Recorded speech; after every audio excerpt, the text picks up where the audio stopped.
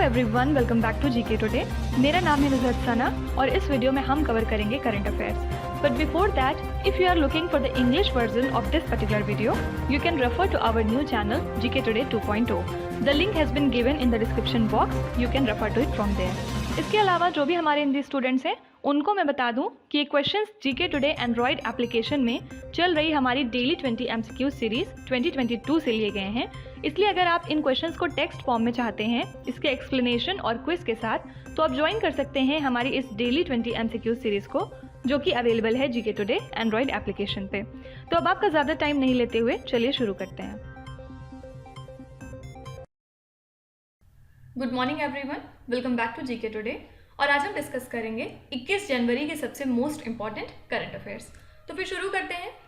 पहला क्वेश्चन है, the bilateral trade between India and China in 2021 dash from that of last year 2020।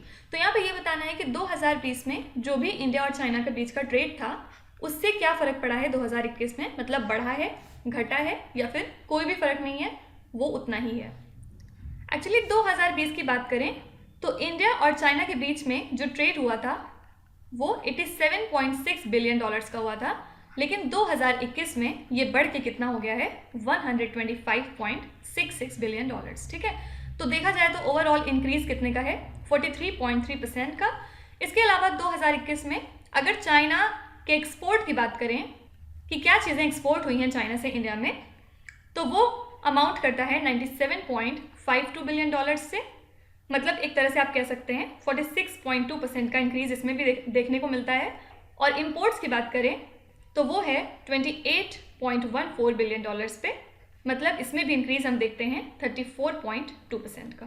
तो overall हम ये कह सकते हैं कि जो ट्रेड है इंडिया और चाइना के बीच में वो ऑब्वियसली इंक्रीज किया है। ठीक है, देखिए इसी लाइन पे हमने कुछ दिन पहले इंडिया और भूटान के बारे में बात की थी, एक बहुत इंपॉर्टेंट बात। देखिए इंडिया और भूटान के बीच का जो ट्रेड है वो 484 मिलियन डॉलर्स था अगर हम 2014 से 15 की बात करें, लेकिन अब वो बढ़ के हो गया है 1083 मिलियन डॉलर्स। ठीक है, तो ये कब की हम बात कर रहे हैं, 2020 से 21 के बीच में। तो इस वजह से डिसाइड ये हुआ है कि इंडिया और भूटान में अब 7 नए एंट्री और एग्जिट पॉइंट बनाए जाएंगे ताकि जो इनका ट्रेड कनेक्टिविटी रूट है वो और ज़्यादा इन्हांस हो सके और ट्रेड और ज़्यादा इंक्रीज हो सके। ठीक है, तो याद रखिएगा कि ये हमने 7 एडिशनल एंट्री और एग्जिट पॉइंट किस कंट्री के साथ बनाए हैं, तो आंसर है भूटान। देखिए डेटा आपसे कभी नहीं पूछा जाएगा, ये सिर्फ मैं साइड में आपको समझाने के लिए बता रही हूँ। ठीक है, अब चाइना के बारे में 2-3 बातें करते हैं जो कि इन दिनों न्यूज़ में थी। सबसे पहले चाइना ने बनाया है एक आर्टिफिशियल मून रिसर्च फैसिलिटी, जहाँ पे अब ये तरह तरह के अपने एक्सपेरिमेंट्स को कंडक्ट कराएंगे। इसके अलावा चाइना इसलिए भी न्यूज़ में था क्योंकि कुछ दिन पहले चाइना ने आर्टिफिशियल सन भी बनाया था, जिसने फाइनली एक वर्ल्ड रिकॉर्ड सेट कर दिया है। ये एक्चुअली सन से भी ज़्यादा 5 टाइम्स हॉटर है और टोटल 17 मिनट से ज़्यादा के लिए इसका रिकॉर्ड बन गया है। ठीक है, तो ईस्ट काफ़ी ज़्यादा न्यूज़ में था। ईस्ट के बारे में हम पहले पढ़ चुके हैं। ईस्ट क्या है, experimental advanced super conducting tokamak nuclear fusion reactor, जिसने कि इस टेम्परेचर को मेंटेन किया था। और कितना टेम्परेचर मेंटेन किया गया था, 158 मिलियन डिग्री फ़ारेनहाइट, या फिर आप कह सकते हैं 70 million degree Celsius, total 1056 second के लिए। ठीक है, तो याद रखिएगा कि इन्होंने किसका रिकॉर्ड तोड़ दिया है इसके साथ ही। पहले ये रिकॉर्ड जो है वो फ्रांस के अंडर में था। फ्रांस ने इस रिकॉर्ड को 2003 में बनाया था, लेकिन इतने सेकेंड के लिए नहीं, सिर्फ 390 सेकेंड्स के लिए। ओके, लेकिन अब ये रिकॉर्ड चाइना के नाम जा चुका है। ओके, इसके अलावा हमने बात की थी गेटवे टू हेल के बारे में। इसको और क्या कहते हैं, दरवाज़ा गैस क्रेटर। और कहाँ है ये, तुर्कमेनिस्तान में। क्यों न्यूज़ में था, क्योंकि तुर्कमेनिस्तान के प्रेसिडेंट ने अपने एक्सपर्ट से ये कहा था कि वो कुछ भी करके अब इस आग को बुझाएं। ठीक है, इस वजह से थोड़ा सा न्यूज़ में था। और तुर्कमेनिस्तान के प्रेसिडेंट कौन है, प्रेसिडेंट हैं गुरबांगुली। और कैपिटल क्या है तुर्कमेनिस्तान की, अशगाबाद। ठीक है, इतनी बातें याद रखिएगा तुर्कमेनिस्तान से रिलेटेड। नेक्स्ट क्वेश्चन देखते हैं, रोजगार mission is the recent initiative of which state. तो ये मिशन कौन से स्टेट से बिलोंग करता है। एक्चुअली एक तरीका रोजगार से ही समझ में आ रहा है कि एम्प्लॉयमेंट मिशन है ये, और ये किसका इनिशिएटिव है, छत्तीसगढ़ का। तो एक्चुअली इन्होंने ये डिसाइड किया है कि 15 लाख नई जॉब लेके आएंगे ये स्टेट में अगले 5 साल के अंदर। तो कुछ भी इसमें रॉकेट साइंस नहीं है, सिंपली आपको याद रखना है कि रोजगार मिशन छत्तीसगढ़ से रिलेटेड है। अब छत्तीसगढ़ के बारे में कुछ बहुत इंपॉर्टेंट बातें देखते हैं। सबसे पहले याद रखिएगा कि ये डिक्लेयर हुआ था पहला ODF स्टेट इंडिया का, ठीक है। उसके बाद ये अभी हाल ही में फर्स्ट प्लेस इसने एक्वायर किया था किसमें, सफाई मित्र सेफ्टी चैलेंज में 2021 के, ठीक है। इसके अलावा एक रिपोर्ट जारी होती है ease of doing business report, किसकी तरफ से, वर्ल्ड बैंक की तरफ से। तो 2021 के एडिशन में छत्तीसगढ़ को 6th रैंक मिली थी। इसके अलावा एक इसका अभियान है या आप कैंपेन कह सकते हैं, न्याय आपके द्वार अभियान। इसकी वजह से भी छत्तीसगढ़ न्यूज़ में रहता था। क्या मोटो था इस कैंपेन का, ताकि लोगों को अवेयर कराया जा सके जो भी लॉ हैं स्टेट में उससे रिलेटेड, ठीक है। मतलब डोमेस्टिक वायलेंस अगर किसी घर में हो रहा है तो उससे रिलेटेड क्या रूल्स हैं, कैसे आप अपने आप को बचा सकते हैं, ये सबसे रिलेटेड थोड़ी सी बेसिक नॉलेज वहाँ के लोगों को देना इसका उद्देश्य था, ठीक है। इसके अलावा अक्टूबर मंथ में छत्तीसगढ़ ने एक मिशन लॉन्च किया था जिसका नाम दिया था मिलेट मिशन। क्यों? क्योंकि ये अपने स्टेट को मिलेट हब बनाना चाहते हैं इंडिया का, ठीक है।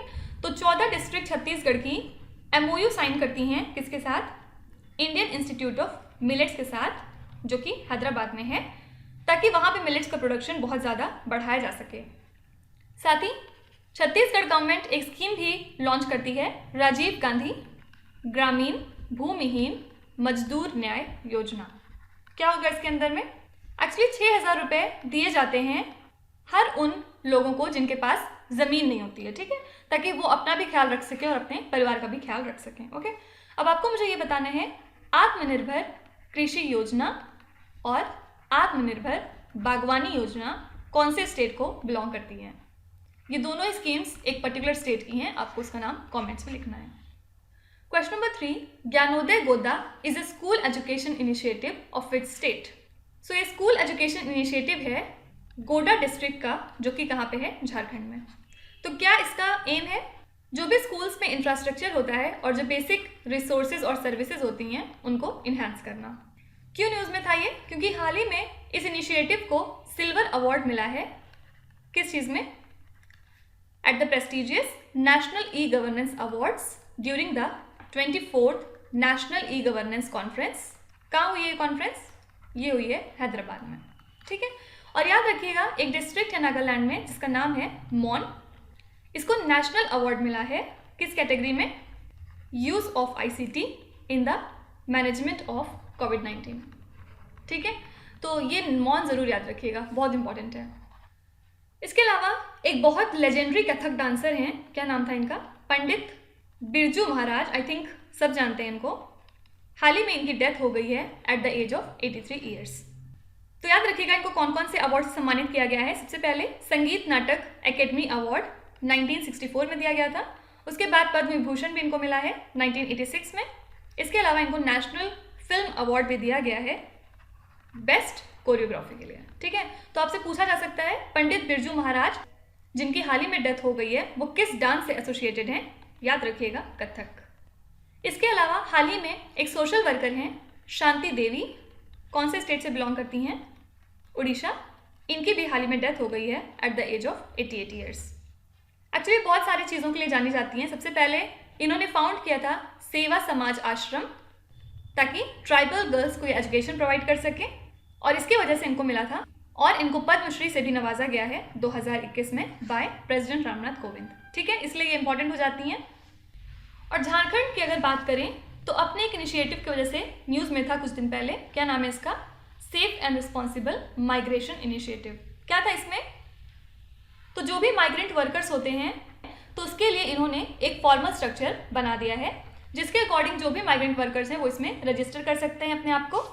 इससे पता चलेगा कि सोर्स डिस्ट्रिक्ट उनकी कौन सी है, मतलब कहाँ से आए हैं, और उनका डेस्टिनेशन डिस्ट्रिक्ट कौन सा है, ठीक है।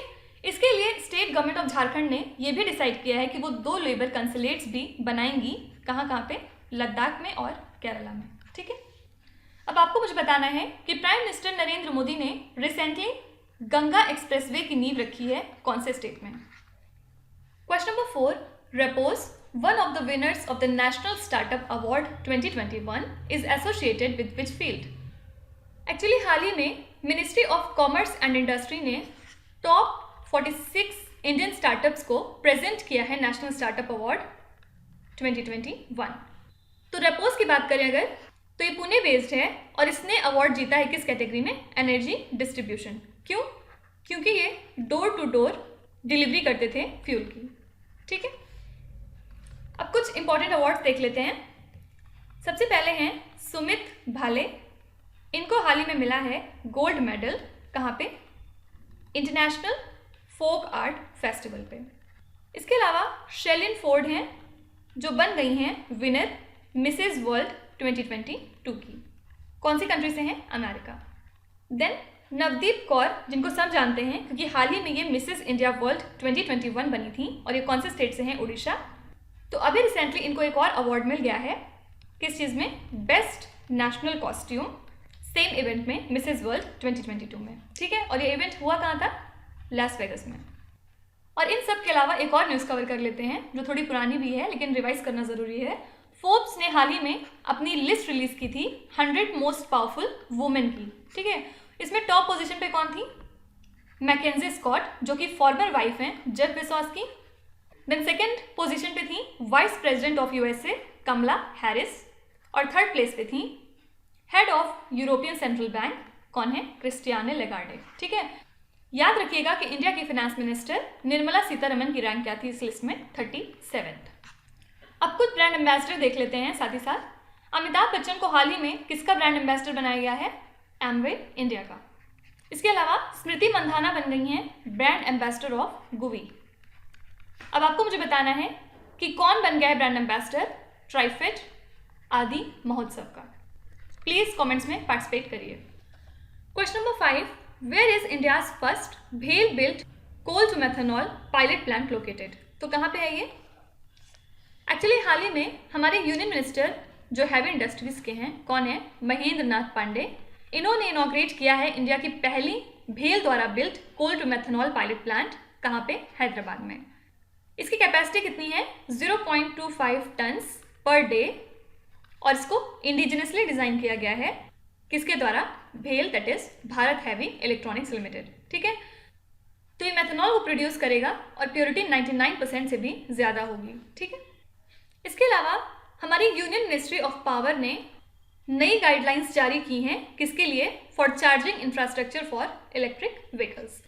सो नई गाइडलाइंस के अनुसार अब कोई भी इंडिविजुअल या फिर एंटिटी सेटअप कर सकती है पब्लिक चार्जिंग स्टेशन को विदाउट एनी लाइसेंस। मतलब उनको लाइसेंस की कोई ज़रूरत नहीं है, बस ये स्टैंडर्ड मीट होना चाहिए कि जो स्टेशंस हैं वो टेक्निकल, सेफ्टी और प्रोटोकॉल के हिसाब से बनाए गए हों। ठीक है, तो आपसे पूछा जा सकता है कि नई रिवाइज्ड गाइडलाइंस के हिसाब से कौन पब्लिक चार्जिंग स्टेशन बना सकता है? आंसर है इंडिविजुअल या फिर कोई भी एंटिटी। ठीक है, इसके अलावा इंडिया ने हाल ही में एक कमेमोरेटिव पोस्टल स्टैंप रिलीज किया है किस पे? कोविड-19 वैक्सीनेशन पे। क्यों?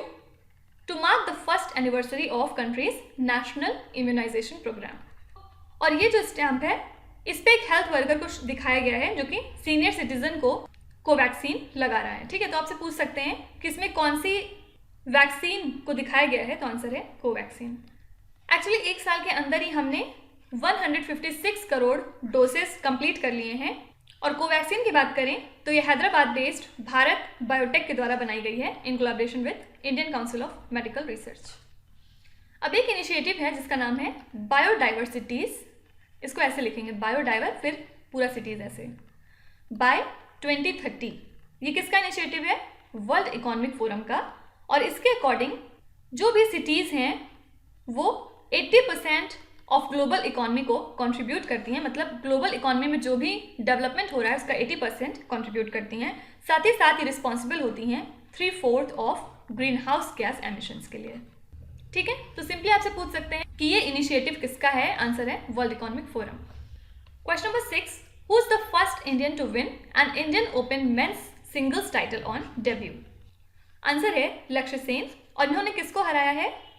World champion Loh Kean Yew को। ठीक है, तो लक्ष्य सेन का पहला सुपर 500 टाइटल है ऑन BWF टूर। और इसके अलावा इन्होंने ब्रोंज भी जीता था लास्ट ईयर 2021 के वर्ल्ड चैंपियनशिप में। ठीक है, याद रखिएगा सत्विक सैराज, रनकी रेड्डी और चिराग शेट्टी, ये फर्स्ट टीम ऐसी थी जो कि जीत गई थी मेंस डबल्स टाइटल कंट्री से। ठीक है, अब कुछ स्पोर्ट्स रिलेटेड चीज़ें देख लेते हैं। सबसे पहले नोवाक जोकोविच बन गए हैं best Balkan athlete of the year 7वीं बार लगातार। ठीक है, नोवाक जोकोविच कौन सी कंट्री से बिलोंग करते हैं? सर्बिया। इसके अलावा याद रखिएगा पीवी सिंधु अपॉइंट हो गई हैं as a member badminton world federation athletes commission में 5 और लोगों के साथ। ठीक है, और इंडिया हाल ही में 16 मेडल जीत के आई है। कहाँ से? कॉमनवेल्थ वेट लिफ्टिंग चैंपियनशिप में। कहाँ पे हुआ था ये इवेंट? ताशकेंत में, उज्बेकिस्तान। ठीक है, और ये 16 मेडल कैसे डिवाइडेड थे? इसमें 4 गोल्ड थे, 7 सिल्वर थे और 5 ब्रोंज थे। ठीक है, इसके अलावा स्पोर्ट्स मिनिस्टर अनुराग सिंह ठाकुर ने हाल ही में इनॉग्रेट किया है देश का पहला खेलो इंडिया वुमेन्स हॉकी लीग। कहाँ पे? At major Dhyanchand national stadium in New Delhi. इसके अलावा हमने देखा था डेविड वार्नर जो कि ऑस्ट्रेलिया से बिलोंग करते हैं और हेले मैथ्यूज जो कि वेस्ट इंडीज से हैं, ये बन गए थे ICC players of the month. किस मंथ के लिए? For the month of November. अब आपको बताना है दिसंबर के लिए ICC player of the month कौन था। और साथ ही याद रखिएगा इंटरनेशनल बॉक्सिंग एसोसिएशन ने अपना एक्रोनिम AIBA से चेंज करके कर लिया है IBA। ठीक है, question number 7, world economic situation and prospect is the flagship publication of which institution? कौन से इंस्टीट्यूट की रिपोर्ट है ये? तो ये रिपोर्ट है यूनाइटेड नेशंस की, और ये न्यूज़ में इसलिए है क्योंकि हाल ही में इसका 2022 एडिशन लॉन्च किया गया है। तो इसके अकॉर्डिंग जो ग्लोबल आउटपुट है वो एक्सपेक्ट किया जा रहा है कि वो ग्रो करेगा 4% से 2022 में, उसके बाद 3.5% से 2023 में। ठीक है, साथ ही इन्होंने ये भी बताया है कि 2021 में हमने 5.5% से रिकवरी की है। ठीक है, इसके अलावा गुरु रविदास जयंती ये एक एनुअल इवेंट है। कहाँ पे सेलिब्रेट किया जाता है? वाराणसी में। इसमें बहुत सारे रविदासियास ट्रैवल करते हैं वाराणसी में, जिनका मानना है कि रविदास गुरु थे, जबकि सिख जो होते हैं उनका ये कहना है कि वो सिर्फ एक होली पर्सन थे। ठीक है, और गुरु रविदास हैं कौन?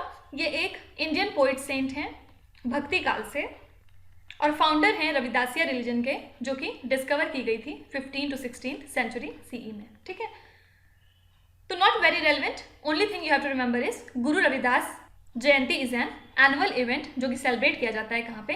उत्तर प्रदेश स्टेट में।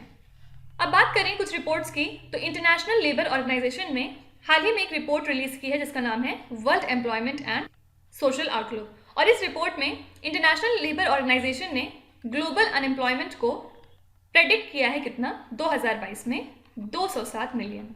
ठीक है, और ये लगभग 21 मिलियन ज़्यादा है 2019 से अगर हम कंपेयर करते हैं तो। ठीक है, इसके अलावा हमने देखा था कि ministry of environment, forest and climate change ने रिलीज की थी रिपोर्ट जिसका नाम था स्टेट ऑफ फॉरेस्ट रिपोर्ट 2021। ठीक है, और इसके अकॉर्डिंग इंडिया में कंटिन्यूस ग्रोथ हो रहा है फॉरेस्ट का, जिसमें से तेलंगाना की बात करें तो यहाँ पे सबसे ज़्यादा फॉरेस्ट कवर को इंक्रीज किया गया है, और इसके बाद आंध्र प्रदेश और उसके बाद उड़ीसा।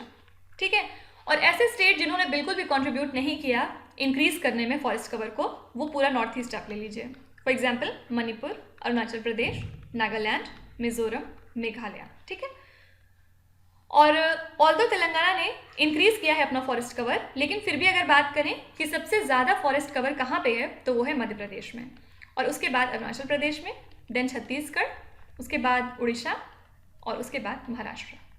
ठीक है, तो ये चीज़ें कभी कभी पूछ लेती हैं, ऑर्डर में तो नहीं पूछेंगे लेकिन आपसे टॉप मोस्ट ज़रूर पूछा जा सकता है, तो याद रखिएगा। Okay, question number 8, Pench tiger reserve is located in which state? तो मैंने आपको बहुत बार बताया कि देखिए आप हर टाइगर रिजर्व, हर वाइल्ड लाइफ सेंचुरी या फिर हर यूनेस्को हेरिटेज साइट नहीं याद रख सकते हैं। ठीक है, तो जो भी चीज़ें न्यूज़ में रहती हैं बस वही चीज़ें स्टैटिक का पोर्शन भी बन जाती हैं। अब जैसे सपोज ये चीज़ें न्यूज़ में थी, इस वजह से ये पूछा जा सकता है कि पेंच टाइगर रिजर्व कौन से स्टेट में लाई करता है।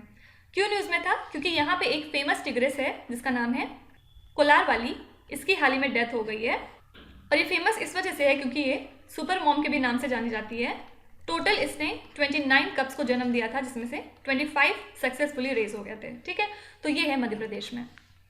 इसके अलावा मध्य प्रदेश की अगर हम बात करते हैं तो यहाँ के चीफ मिनिस्टर शिवराज सिंह चौहान ने डिसाइड किया था कि वो एक टैक्स प्लान बनाएंगे, किस लिए? काऊ के वेलफेयर के लिए। ठीक है, तो इस प्लान के तहत गवर्नमेंट इम्पोज करेगी सरचार्ज बहुत सारे प्रोडक्ट्स पे, फॉर एग्जांपल लिकर या फिर उन सर्विसेज के ऊपर जो कि लोकल बॉडीज प्रोवाइड करती हैं, ताकि ये एक 100 करोड़ रुपीस का एक लमसम अमाउंट क्रिएट कर सकें, जो कि हेल्प करेगा इनके काऊ शेल्टर्स को बनाने में। ठीक है, तो आपसे पूछा जा सकता है काऊ वेलफेयर के बारे में कि काऊ वेलफेयर कौन से स्टेट से एसोसिएटेड है? आंसर है मध्य प्रदेश। इसके अलावा गवर्नमेंट ऑफ मध्य प्रदेश ने कुछ दिन पहले ये भी अनाउंस किया था कि वो फ्री रेजिडेंशियल लैंड्स प्रोवाइड करेंगी उन लोगों को जिनके पास लैंड नहीं होती है। ठीक है, वहाँ पे वो अपने घर बना सकते हैं। और ये जो लैंड्स हैं ये इनको किस स्कीम के अंदर मिल रही हैं? मुख्यमंत्री आवासीय भू अधिकार योजना। ठीक है, तो याद रखिएगा ये योजना किस स्टेट की है? मध्य प्रदेश। अब आपको बताना है, कुछ दिन पहले हमने देखा था कि गुलाबों की डेथ हो गई थी। पहली चीज़ आपको बताना है क्या है ये गुलाबो, और सेकेंड चीज़ आपको बतानी है कौन से स्टेट से बिलोंग करती है। क्वेश्चन नंबर 9, माना Ooru Mana Badi programme is implemented in which state? कौन से स्टेट का ये प्रोग्राम है? तो हाल ही में तेलंगाना गवर्नमेंट ने इस प्रोग्राम को अप्रूव किया है, जो कि 3 साल तक इम्प्लीमेंट किया जाएगा। और बजट कितना है इस प्रोग्राम का? 7,289 करोड़ रुपीज़। क्या एम है इसका? एक तरह से डेवलपमेंट और क्रिएशन है बेसिक इंफ्रास्ट्रक्चर, कहाँ पे? स्कूल्स में और कॉलेजेस में इस स्टेट के अंदर। ठीक है, सिंपली आप कह सकते हैं कि स्कूल वेलफेयर के लिए ये प्रोग्राम है। और ऐसा माना जा रहा है कि 19.84 लाख चिल्ड्रन को ये हेल्प करेगी लगभग 26,000 स्कूल्स में। ठीक है, इसके अलावा तेलंगाना की बात करें तो हाल ही में इसको फर्स्ट प्राइज़ मिला है किस चीज़ को इम्प्लीमेंट करने में? श्याम प्रसाद मुखर्जी रर्बन मिशन को इम्प्लीमेंट करने में। ठीक है, तो इसकी 2 डिस्ट्रिक्ट थी, सांगारेड्डी और कामारेड्डी, जो कि टॉप 2 डिस्ट्रिक्ट थी टोटल 300 क्लस्टर्स के बीच में, जहाँ पे ये प्रोग्राम को इम्प्लीमेंट किया गया था। एम क्या था इस मिशन का? To promote local economic development, enhance basic services and create well plan clusters. ठीक है, तो सिंपली आपको याद रखना है कि इस मिशन को टॉप किस स्टेट ने किया है? तेलंगाना ने। नो लास्ट क्वेश्चन देखते हैं, which union ministry launched the open data week? तो ये लॉन्च किसने किया है? Ministry of housing and urban affairs में। एम क्या है इसका? ताकि ओपन डेटा को अडॉप्ट करने के लिए इनकरेज किया जा सके, साथ ही साथ इनोवेशन को प्रमोट किया जा सके। एक्चुअली ओपन डेटा वीक एक तरह का प्री इवेंट इनिशिएटिव है जो कि ministry of housing and urban affairs conduct कराता है, ताकि अवेयरनेस क्रिएट हो सके यूज ऑफ ओपन डेटा पे for the Azadi Ka Amrit Mahotsav smart cities smart urbanisation conference, जो कि कहाँ पे होने वाली है? सूरत में नेक्स्ट मंथ फरवरी 2022 में। इसके अलावा याद रखिएगा कि द कंट्री यूएई ये बन गई है पूरी दुनिया की पहली ऐसी कंट्री जो कि 4.5 दिनों का वर्किंग डेज बना चुकी है। मतलब यूजुअली क्या होता है, 5 दिन का वर्किंग डे माना जाता है, सैटरडे संडे ऑफ होता है, लेकिन अब यहाँ पे फ्राइडे आफ्टरनून के साथ साथ सैटरडे और संडे भी ऑफ मिलेगा। ठीक है, तो ये पहली ऐसी कंट्री बन गई है जो कि 4.5 डेज के लिए वर्किंग वीक बना चुकी है। तो अब आ जाते हैं आपकी क्विज पे। यहाँ पे 5 क्वेश्चन दिए हुए हैं जिनको आपको ध्यान से पढ़ना है वीडियो को पॉज करके, और सोचना है कि इसका आंसर क्या हो सकता है। जो भी आंसर आपको समझ में आ रहा है आप कमेंट्स में लिखिए, और विथ टाइम आप देखिएगा आपके स्कोर किस तरह से इंक्रीज करते हैं। ठीक है, so that's it for today. I hope you have like the session. Please ज़रूर बताइएगा कमेंट्स में कि आपको आज का सेशन कैसा लगा। कोई भी आपका रिव्यू और फीडबैक है तो वो आप हमें कमेंट्स में बता सकते हैं। डेफिनेटली हमें खुशी होगी जानकर, और हम पूरी कोशिश करेंगे उसको इम्प्लीमेंट करने की भी। ठीक है, तो कल फिर मिलेंगे हम लोग सेम टाइम सेम जगह कल के करंट अफेयर्स के साथ। Till then stay tuned. Thank you so much for watching, and please do not forget to subscribe to GK Today. With this, Minu Zatsana signing off.